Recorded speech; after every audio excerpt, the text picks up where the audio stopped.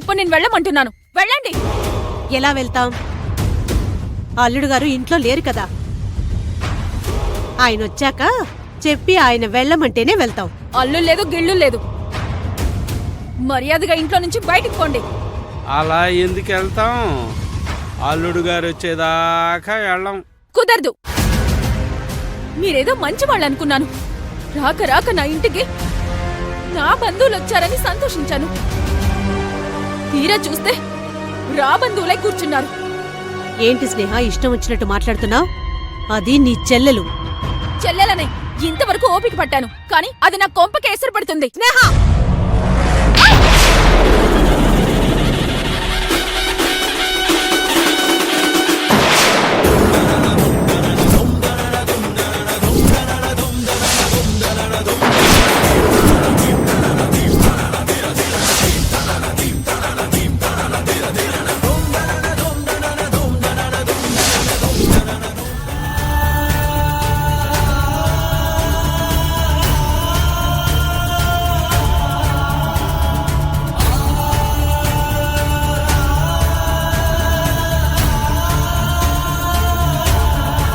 ఇప్పటికైనా వాళ్ళేంటో స్నేహకి నిజం తెలుస్తుంది. ఇక తెలియాల్సింది శివకే. నా కూతురు గురించి ఎక్కువ తక్కువ మాట్లాడకు. నీ సంసారం ఎవరు పాడు చేయలేదు.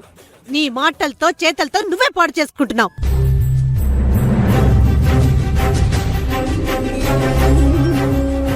నేనొచ్చినప్పటి నుండి చూస్తున్నాను. ఒక్కరోజైనా అల్లుడు గారిని మనశ్శాంతిగా ఉండనిచ్చావా? కొన్ని రోజులు మేము ఉండాలని గొడవ పడ్డావు. ఇప్పుడు మేమెందుకున్నామని గొడవ పడుతున్నావు. కొన్నాళ్ళు కావేరి గురించి గొడవ పడ్డావంట. గంగను డ్రాప్ చేసినందుకు గొడవ పడ్డావంట. ఇప్పుడు స్వీటీ గురించి. నీలాంటి అనుమాన పిశాచితో ఏ మగాడు కాపురం చేస్తాడు? తనకు ఎక్కడ బావుంటే అక్కడికి వెళ్ళిపోతాడు. ఏంటి స్నేహ నీ వెదవ గొడవ? మనశ్శాంతి లేకుండా చేయడంలో నువ్వు ఫస్ట్.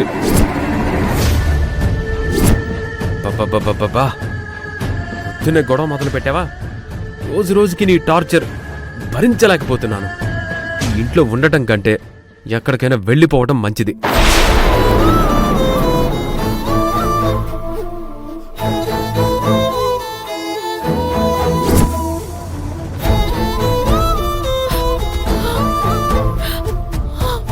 స్నేహ,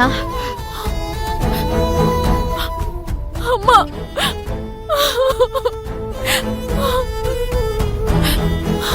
అమ్మా, వీళ్ళు. నువ్వు బాధపడకు స్నేహ. నేనంతా విన్నాను, చూశాను. శివ వచ్చాక మాట్లాడతాను. అయినా వీళ్ళ గురించి నీకు ముందే చెప్పాను కదా, నువ్వే వినలేదు. నిజమేనమ్మా, నువ్వు ముందే చెప్పావు. నేనే వినలేదు. నేను తవ్వుకున్న గోతిలో నేనే పడ్డాను.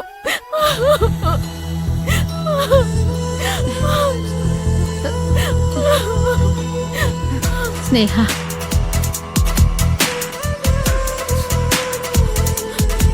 చూడండి, బంధువుల్లా వచ్చారు. ఉన్నన్ని రోజులు ఉన్నారు. ఇంత గొడవ జరిగాక ఇక్కడే ఉండడం పద్ధతి కాదు. బయలుదేరండి. మేం వెళ్ళాం. అల్లుడు చెప్తేనే వెళ్తాం. మమ్మల్ని ఇలా గెంటేస్తే అల్లుడు అస్సలు ఒప్పుకోడు. ఎవరల్లుడు? ఎవరికి అల్లుడు? మీరు స్నేహ బంధువులు, శివ బంధువులు కాదు. వయసొచ్చిన ఆడపిల్లతో కలిసి పరాయి ఇంట్లో ఉండడానికి మీకు సిగ్గులేదా? ఇదిగో రుక్మిణి, నిన్ను నోరు మూసుకొని ఉండమని, మా విషయంలో కలగజేసుకోవద్దని అల్లుడు చెప్పాడు కదా. ఇంకా వాగుతావెందుకు? ఏం కూసావే? వద్దమ్మా, వీళ్ళతో మాట్లాడి లాభం లేదమ్మా. శివగారు వచ్చాకే తేల్చుకుందాం. నువ్వు రామ్మా. అలాగే తేల్చుకుందాంలే. వెళ్ళండి. రామ్మా, రామ్మా. స్వరాజ్యం కొంప ముంచుతున్నట్టున్నావు. అల్లుడు గారు వచ్చాక కథ అడ్డం తిరిగేలా ఉంది.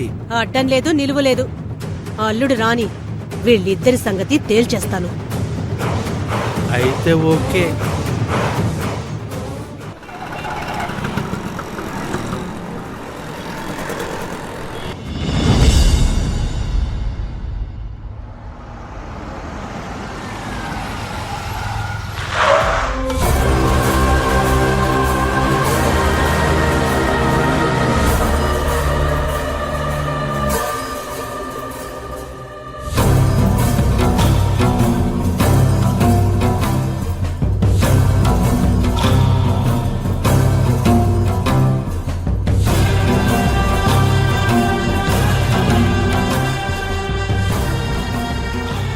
ఏమైంది నాన్న?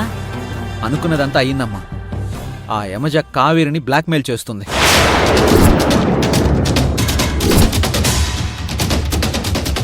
కావేరి పార్క్లో యమజతో మాట్లాడుతూ ఉంటే ఆ యమజకు బుద్ధి చెప్పి కావేరిని తీసుకొచ్చాను.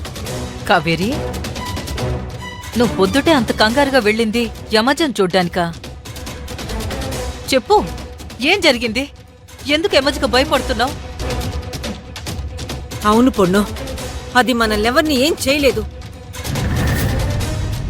ఆ ఛాన్స్ తనకెందుకు ఇస్తాం? తన్ని చంపేస్తాను. అవును అర్జున్, అది మళ్ళీ ప్లాన్ చేసి మనల్ని ఇబ్బంది పెట్టడానికి వీల్లేదు. దాన్ని నామరూపం లేకుండా చెయ్యాలి. ఇంతకంటే ఏం చేస్తారు?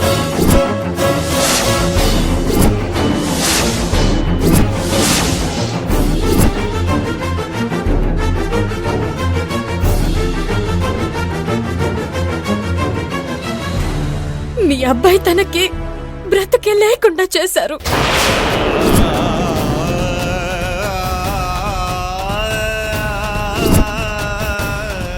నేనా? నేనేం చేశాను? యమజ ఇప్పుడు ప్రెగ్నెంట్. దానికి కారణం మీరే.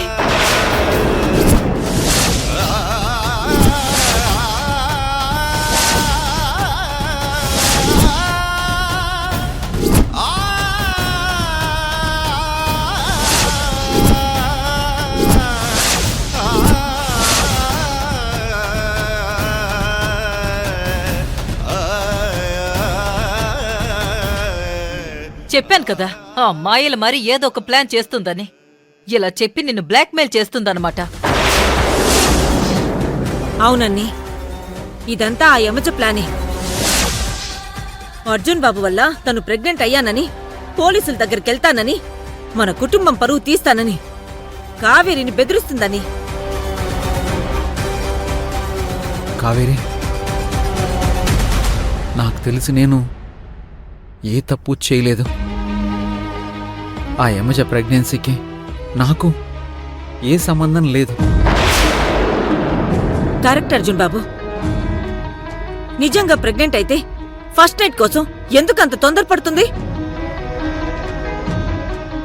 నిజమే కదా కావేరి, 2 సార్లు తన ఫస్ట్ నైట్ కోసం ప్లాన్ చేస్తే నువ్వే కదా చెడగొట్టావు. మరి అది చెప్పిన మాటలు ఎలా నమ్ముతున్నావు? అర్జున్ బాబు, నీకు అమ్నేషియా వచ్చినప్పుడు ఏం జరిగిందో గుర్తుందా? నాకు గుర్తులేదు కావేరి, కానీ నాకు నా ప్రేమ మీద నమ్మకం ఉంది. నిన్ను తప్ప మరో ఆడదాన్ని నేను కన్నెత్తి కూడా చూడను.